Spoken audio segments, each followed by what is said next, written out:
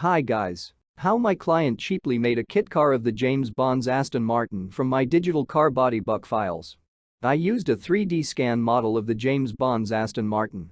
I work only with accurate 3D scan models, scale 1:1. After that I divided this 3D scan model into sections. The standard step between the main car body buck sections 10 cm. Step for front and rear sections 5 cm. Then I saved a digital car body buck sections in JPEG and DXF format. This digital car body buck files need to print on a regular paper printer. You can use absolutely any paper printer.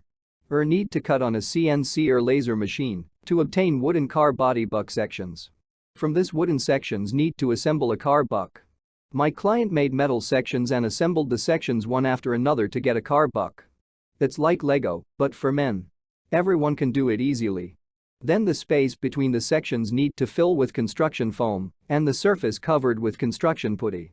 Alternative option, my client welded metal plates between the sections. After that, he covered the layout with putty and brought the surface to perfection. Next, need to make fiberglass molds for the further production of a fiberglass body kit car. My client didn't have this skill either. The main thing is that you made fiberglass molds once, you can make many fiberglass bodies. Fiberglass car body made from resulting fiberglass molds. All you need is epoxy resin and glass material. Nowadays it is available to everyone. There is nothing difficult about working with fiberglass. The finished fiberglass car body kit car is installed on a suitable donor car or on a homemade frame.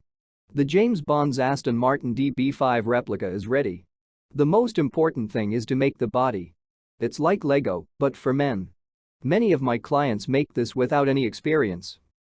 If you need digital car body buck files for self-building a James Bond's Aston Martin DB5 replica yourself, then welcome.